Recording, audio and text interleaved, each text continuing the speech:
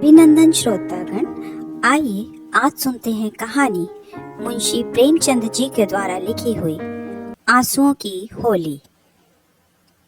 नामों को बिगाड़ने की प्रथा न जाने कब चली और कहाँ शुरू हुई। इस संसार व्यापी रोग का पता लगाए तो ऐतिहासिक संसार में अवश्य अपना नाम छोड़ जाए। पंडित जी का नाम तो श्रीविलास था, पर मित्र लोग सिलबिल कहा करते थे। नामों का असर चरित्र पर कुछ न कुछ पड़ ही जाता है। बेचारे सिलबिल सचमुच ही सिलबिल थे। दफ्तर जा रहे हैं मगर पजामे का इजार बंद नीचे लटक रहा है, सिर पर फेल्ड कैप है पर लंबी सी चुटिया पीछे झांक रही है। अचकन यूं तो बहुत सुंदर है, न जाने उन्हें त्योहारों से क्या चिढ़ थी। दिवाली गुजर जाती पर वह भलमानस कौड़ी हाथ में न लेता, और होली का दिन तो उनकी भीषण परीक्षा का दिन था। 3 दिन वह घर से बाहर न निकलते, घर पर ही काले कपड़े पहने बैठे रहते। यार लोग टोह में रहते कि बच्चा फंस जाए, मगर घर में घुसकर तो फौजदारी नहीं की जाती। एक आध बार फंसे भी, मगर घिघिया पुदिया कर बेदाग निकल गए। लेकिन अब की समस्या बहुत कठिन हो गई थी। शास्त्रों के अनुसार कुछ वर्षों तक ब्रह्मचर्य का पालन करने के बाद ही उन्होंने विवाह किया। ब्रह्मचर्य के परिपक्व होने में जो थोड़ी बहुत कसर रही, वो 3 वर्ष के गौने की मुद्दत में पूरी कर दी। यद्यपि स्त्री से कोई शंका न थी, तथापि वह औरतों को सिर चढ़ाने के हामी न थे। इस मामले में उन्हें अपना वही पुराना दुराना ढंग पसंद था। बीवी को जब कसकर डांट दिया तो उसकी मजाल है कि वह हाथ से रंग छुए। विपत्ति यह थी कि ससुराल के लोग भी होली मनाने आने वाले थे। पुरानी मसल है, बहन अंदर तो भाई सिकंदर। इन सिकंदरों के आक्रमण से बचने का उन्हें कोई उपाय न सूझता था। मित्र लोग घर में न जा सकते थे, लेकिन सिकंदरों को कौन रोक सकता है। स्त्री ने आंखें फाड़ कर कहा, अरे भैया, क्या सचमुच रंग न लाओगे? यह कैसी होली है बाबा? सिलबिल ने त्योरियां चढ़ाकर कहा, बस मैंने एक बार कह दिया और बात दोहराना मुझे पसंद नहीं है। घर में रंग नहीं आएगा और कोई रंग न छुएगा। मुझे कपड़ों पर लाल चीटे देखकर मछली आने लगती है। हमारे घर में ऐसी ही होली होती है। स्त्री ने सिर झुकाकर कहा, तो न लाना रंग संग। मुझे रंग से क्या करना है? जब तुम ही रंग न छुओगे तो मैं कैसे छू सकती हूँ? सिलबिल ने प्रसन्न होकर कहा, निस्संदेह यही सात्विक स्त्री का धर्म है। लेकिन भैया तो आने वाले हैं, वह क्यों मानेंगे? उनके लिए भी मैंने एक उपाय सोच लिया है, लेकिन उसे सफल बनाना तुम्हारा काम है। मैं बीमार बन जाऊंगा, एक चादर ओढ़कर लेट रहूंगा। तुम कहना इन्हें ज्वर आ गया है। बस चलो, हो गई ना छुट्टी? स्त्री ने आंखें नीचे करके कहा, ऐ नौज, कैसी बातें मुंह से निकालते हो? ज्वर आए मुद्दई के घर, यहाँ आए तो मुंह झुलस दो निगोड़े का। तो फिर दूसरा उपाय ही क्या है? तुम ऊपर वाली कोठरी में छिप रहना। मैं कह दूंगी कि उन्होंने जुलाब लिया है, बाहर निकलेंगे तो हवा लग जाएगी। पंडित जी खिल उठे, बस बस, यही सबसे अच्छा है। होली का दिन है, बाहर हाहाकार मचा हुआ है। पुराने जमाने में अबीर और गुलाल के सिवाय और कोई रंग न खेला जाता था। अब नीले, हरे, काले सभी रंगों का मेल हो गया है, और इस संगठन से बचना आदमी के लिए तो संभव नहीं। हाँ, देवता जरूर बच सके। सिलबिल के दोनों साले मोहल्ले भर के मर्दों, औरतों, बच्चों और बूढ़ों का निशाना बने हुए थे। बाहर के दीवान खाने के फर्श, दीवारें, यहाँ तक कि तस्वीरें भी रंग उठी थी। घर में भी यही हाल था। मोहल्ले की ननदें भला कब मानने लगी, पर नाला तक रंगीन हो गया। बड़े साले ने पूछा, क्यों रे चंपा, क्या सचमुच उनकी तबीयत अच्छी नहीं? खाना खाना भी न आएंगे? चंपा ने सिर झुकाकर कहा, हाँ भैया, रात से ही पेट में कुछ दर्द होने लगा है।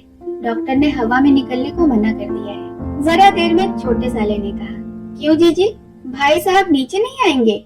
ऐसी भी क्या बीमारी है? कहो तो ऊपर जाकर देखाऊं?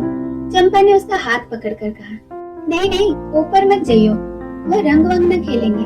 डॉक्टर ने हवा में निकलने को मना कर दिया है। दोनों भाई हाथ मलकर रह गए। सहसा छोटे भाई को एक बात सूझी, जीजा जी के कपड़ों के साथ क्यों ना होली खेले? वे तो बीमार नहीं है। बड़े भाई के मन में यह बात बैठ गई। बहन बेचारी क्या करती। सिकंदरों ने कुंजियां उसके हाथ से ली और सिलबिल के सारे कपड़े निकाल निकाल कर रंग डाले, रुमाल तक न छोड़ा। जब चंपा ने उन कपड़ों को आंगन में अलगनी पर सूखने को डाल दिया तो ऐसा जान पड़ा मानो किसी रंगरेज ने ब्याह के जोड़े रंगे हों। सिलबिल ऊपर बैठे बैठे यह तमाशा देख रहे थे, पर जबान न खोलते थे। छाती पर सांप लौट रहा था। सारे कपड़े खराब हो गए, दफ्तर जाने को कुछ भी न बचा। इन दुष्टों को मेरे कपड़ों से न जाने क्या बैर था। घर में नाना प्रकार के स्वादिष्ट व्यंजन बन रहे थे, मोहल्ले की एक ब्राह्मणी के साथ चंपा भी जुटी हुई थी। दोनों भाई और कई अन्य सज्जन आंगन में भोजन करने बैठे तो बड़े साले ने चंपा से पूछा, कुछ उनके लिए खिचड़ी विचड़ी बनाई है? पूरियां तो आज खा न सकेंगे। चंपा ने कहा, अभी तो नहीं बनाई, अब बना लूंगी। वाह रे तेरी अकल, अभी तक तुझे इतनी फिक्र नहीं कि बेचारे क्या खाएंगे? तू तो इतनी लापरवाह कभी न थी। जा निकाल ला जल्दी से चावल और मूंग की दाल। लीजिए। खिचड़ी पकने लगी। इधर मित्रों ने भोजन शुरू किया। सिलबिल ऊपर बैठे अपनी किस्मत को रो रहे थे। उन्हें इस सारी विपत्ति का एक ही मूल कारण मालूम होता था, विवाह। चंपा न आती तो ये साले क्यों आते, कपड़े क्यों खराब होते, होली के दिन मूंग की खिचड़ी क्यों खाने को मिलती। मगर अब पछताने से क्या होता है। जितनी देर में लोगों ने भोजन किया उतनी देर में खिचड़ी तैयार हो गई। बड़े साले ने खुद चंपा को ऊपर भेजा कि खिचड़ी की थाली ऊपर दे आए। सिलबिल ने थाली की ओर कुपित नेत्रों से देखकर कहा, इसे मेरे सामने से हटा ले जाओ। क्या आज उपवास ही करोगे? तुम्हारी यही इच्छा है तो यही सही। मैंने क्या किया, सवेरे से जुटी हुई हूँ। भैया ने खुद खिचड़ी डलवाई और मुझे यहाँ तक भेजा। हाँ वो तो देख ही रहा हूँ कि मैं घर का स्वामी नहीं, सिकंदरों ने उस पर कब्जा कर लिया है। मगर मैं यह नहीं मान सकता कि तुम चाहती तो और लोगों के पहले ही मेरे पास थाली न पहुँच जाती। मैं इसे पतिव्रत धर्म के विरुद्ध समझता हूँ। और क्या कहूँ, तुम तो देख ही रहे थे कि दोनों जने मेरे सिर पर सवार थे। अच्छी दिल लगी है। और लोग तो समोसे और खास्ते उड़ाएं और मुझे मूंग दाल की खिचड़ी दी जाए। वाह रे नसीब। अच्छा तुम इसे दो चार कौर खा लो, मुझे ज्यों ही अवसर मिलेगा दूसरी थाली लाऊंगी। सारे कपड़े रंगवा डाले, दफ्तर कैसे जाऊंगा? यह दिल लगी मुझे जरा भी नहीं भाती। मैं इसे बदमाशी कहता हूँ। तुमने संदूक की कुंजी क्यों दे दी? क्या मैं इतना पूछ सकता हूँ? जबरदस्ती छीन ली? तुमने सुना नहीं? करते क्या? अच्छा जो हुआ सो हुआ। यह थाली ले जाओ। धर्म समझना तो दूसरी थाली लाना, नहीं तो आज व्रत ही सही।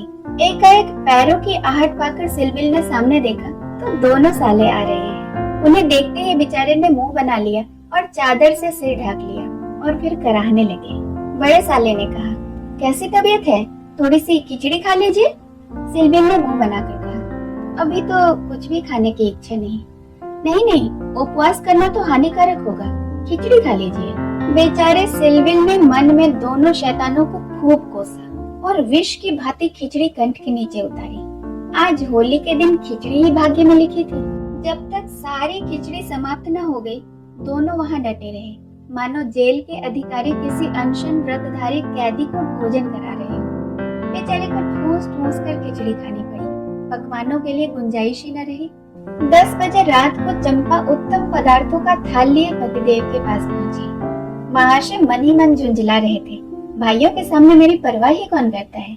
न जाने कहां से दोनों शैतान फट पड़े। दिन भर उपवास करवाया और अभी तक भोजन का कहीं पता नहीं। चंपा को थाल लाते देखकर कुछ अग्नि शांत हुई। बोले, अभी तो बहुत सवेरा है, 1-2 घंटे बाद क्यों ना आई? चंपा ने सामने थाली रखकर कहा, तुम न तो हार ही मानते हो न ही जीत। अब आखिर 2 मेहमान आए हुए हैं, इनकी सेवा सत्कार न करो तो भी काम नहीं चलता। तुम्ही को बुरा लगेगा। कौन से रोज रोज आएंगे? ईश्वर न करे कि रोज आए। यहाँ तो एक ही दिन में बगिया बैठ गई। थाली की सुगंध में तरबतर चीजें देखकर सहसा पंडित जी के मुखारबिंद पर मुस्कान की लाली दौड़ाई। एक एक चीज खाते और चंपा को सराहते। सच कहता हूँ चंपा, मैंने ऐसी चीजें कभी नहीं खाई। हलवाई साला क्या बनाएगा? जी चाहता है कुछ इनाम दो। तुम मुझे बना रहे हो, क्या करूं? जैसा बनाना आता था बना लाई। नहीं जी, सच कह रहा हूँ। मेरी तो आत्मा तक तृप्त हो गई। आज मुझे ज्ञात हुआ कि भोजन का संबंध उदर से इतना नहीं जितना आत्मा से है। बतलाओ क्या इनाम दूं? जो मांगो दोगे? अरे दूंगा, जनेऊ की कसम खाकर कहता हूँ। न दो तो मेरी बात जाए। कहता हूँ भाई, अब और कैसे कहूँ? क्या लिखा पढ़ी कर दो? अच्छा तो मांगती हूँ कि मुझे अपने साथ होली खेलने दो। पंडित जी का रंग उड़ गया। आंखें फाड़ कर बोले, होली खेलने दो? मैं तो होली खेलता ही नहीं, कभी नहीं खेला। होली खेलना होता तो घर में छिपकर क्यों बैठता? औरों के साथ मत खेलो, लेकिन मेरे साथ तो खेलना ही पड़ेगा। यह मेरे नियम के विरुद्ध है। जिस चीज को अपने घर में उचित समझूं, उसे किस न्याय से घर के बाहर अनुचित समझूं? सोचो। चंपा ने सिर नीचे करके कहा, घर में ऐसी कितनी बातें उचित समझते हो जो घर के बाहर करना अनुचित ही नहीं पाप भी है। पंडित जी झेपते हुए बोले, अच्छा भाई तुम जीती मैं हारा। अब मैं तुमसे यही दान मांगता हूँ, पहले मेरा पुरस्कार मुझे दे दो, पीछे मुझसे दान मांगना। यह कहते हुए चंपा ने लोटे का रंग उठा लिया और पंडित जी को सिर से पांव तक नहला दिया। जब तक वह उठकर भागे, उसने मुट्ठी भर गुलाल लेकर उनके सारे मुंह पर पोत दिया। पंडित जी रोनी सूरत बनाकर बोले, अभी और कसर बाकी हो तो वह भी पूरी कर लो। मैं जानता था कि तुम ही मेरी आस्तीन की सांप बनोगी। अब और कोई रंग बाकी नहीं रहा। चंपा ने पति की मुख की ओर देखा तो उस पर मनोवेदना का गहरा रंग झलक रहा था। पछता कर बोली, क्या तुम सचमुच बुरा मान गए? मैं तो समझती थी तुम केवल चिढ़ा रहे हो। श्री विलास ने कांपते हुए स्वर में कहा, नहीं चंपा, मुझे बुरा नहीं लगा। हाँ, तुमने मुझे उस कर्तव्य की याद दिला दी जो मैं अपनी कायरता के कारण भूल बैठा था। वह सामने जो चित्र देख रही हो, मेरे परम मित्र मनहर नाथ का है, जो अब संसार में नहीं है। तुमसे क्या कहूँ, कितना सरस, कितना भावुक, कितना साहसी आदमी था। देश की दशा देख देख कर उसका खून जलता रहता था। उम्र के शुरुआती दिनों में ही उसने अपने जीवन का मार्ग निश्चय कर लिया था। सेवा करने का अवसर पाकर वो इस तरह उसे पकड़ता मानो संपत्ति हो। जन्म का विरागी था, वासना तो उसे छू भी न गई थी। हमारे और साथी सैर सपाटे करते, पर उसका मार्ग सबसे अलग था। सत्य के लिए प्राण देने को तैयार। कहीं अन्याय देखा और भवे तन गई, कहीं पत्रों में अत्याचार की खबर पड़ी और चेहरा तमतमा उठा। ऐसा तो मैंने आदमी नहीं देखा। ईश्वर ने अकाल ही बुला लिया, नहीं तो वह मनुष्य में रत्न होता। किसी मुसीबत के मारे का उद्धार करने को अपने प्राण हथेली पर लिए फिरता था। स्त्री जाति का इतना आदर और सम्मान कोई क्या करेगा? स्त्री उसके लिए पूजा और भक्ति की वस्तु थी। 5 वर्ष हुए, यही होली का दिन था। मैं भांग के नशे में चूर, सिर से पांव तक रंग से नहाया हुआ था।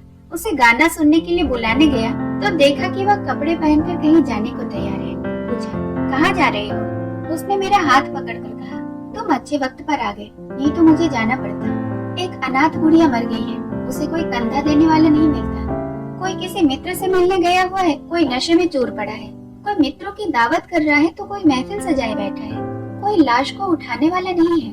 ब्राह्मण क्षत्रिय उस चमारिन की लाश को कैसे छुएंगे? उनका तो धर्म भ्रष्ट होता है। कोई तैयार नहीं है। बड़ी मुश्किल से 2 कहार मिले हैं, एक मैं हूँ, चौथे आदमी की कमी थी, सो ईश्वर ने तुम्हें भेज दिया। चलो चले। हाय, अगर मैं जानता कि यह मेरे प्यारे मनहर का आदेश है तो आज मेरी आत्मा को इतनी ग्लानि न होती। मेरे घर कई मित्र आए हुए थे, गाना हो रहा था। उस वक्त लाश उठाकर जाना मुझे अप्रिय लगा। मैंने बोला, इस वक्त तो भाई नहीं जा सकूंगा, मेरे घर पर मेहमान आए हुए हैं, मैं तो तुम्हें बुलाने आया था। मनहर ने मेरी ओर तिरस्कार के नेत्रों से देखकर कहा, अच्छी बात है, तुम जाओ, मैं कोई और साथी खोज लूंगा। मगर तुमसे ऐसी आशा नहीं थी। तुमने भी वही कहा जो तुमसे पहले औरों ने कहा। कोई नई बात नहीं है। अगर हम लोग अपने कर्तव्य को भूल न गए होते तो आज यह दशा ही क्यों होती? ऐसी होली को धिक्कार है। त्योहार तमाशा देखने, अच्छी अच्छी चीजें खाने और अच्छे अच्छे कपड़े पहनने का नाम नहीं है। यह व्रत है, तप है। अपने भाइयों से प्रेम और सहानुभूति करना ही त्योहार का खास मतलब है। कपड़े लाल करने के पहले खून को लाल करो। सफेद खून पर यह लाली शोभा नहीं देती। यह कहकर वह चला गया। मुझे उस वक्त यह फटकारे बहुत बुरी मालूम हुई। अगर मुझ में वह सेवा भाव न था तो उसे मुझे यूं धिक्कारने का कोई अधिकार भी न था। घर चला आया, मगर वे बातें बराबर कानों में गूंजती रही। होली का सारा मजा बिगड़ गया। 1 महीने तक हम दोनों की मुलाकात न हुई। कॉलेज इम्तिहान की तैयारी के लिए बंद हो गया था, इसीलिए कॉलेज में भी भेंट न होती थी। मुझे कुछ खबर नहीं वह कब बीमार पड़ा, कैसे बीमार पड़ा, कब अपने घर चला गया। सहसा एक दिन मुझे उसका एक पत्र मिला। हाय, उस पत्र को पढ़कर आज भी छाती फटने लगती है। श्रीविलास एक क्षण तक गला रुक जाने के कारण बोल न सके। फिर बोले, तुम्हें फिर किसी दिन पत्र दिखाऊंगा। लिखा था, मुझसे आखिरी बार मिल जा, अब शायद इस जीवन में भेंट न हो। खत मेरे हाथ से छूटकर गिर पड़ा। उसका घर मेरठ के जिले में था। दूसरी गाड़ी जाने में आधे घंटे की कसर थी। तुरंत चल पड़ा, मगर उसके दर्शन न बदे थे। मेरे पहुंचने के पहले ही वह सिधार चुका था। चंपा, उसके बाद मैंने होली नहीं खेली, होली ही नहीं और सभी त्योहार छोड़ दिए। ईश्वर ने शायद मुझे क्रिया की शक्ति नहीं दी।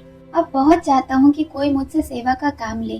खुद आगे नहीं बढ़ सकता, लेकिन पीछे चलने को तैयार हूँ, पर मुझसे कोई काम लेने वाला भी नहीं। लेकिन आज वह रंग डालकर तुमने मुझे उस धिक्कार की याद दिला दी। ईश्वर मुझे ऐसी शक्ति दे कि मैं मन में ही नहीं, कर्म में भी मनहर बनूं। यह कहते हुए श्रीविलास ने तश्तरी से गुलाल निकाला और उसे चित्र पर छिड़ककर प्रणाम किया। कहानी सुनने के लिए बहुत बहुत धन्यवाद श्रोताओं। कृपया मेरे चैनल को लाइक करें और सब्सक्राइब अवश्य करें।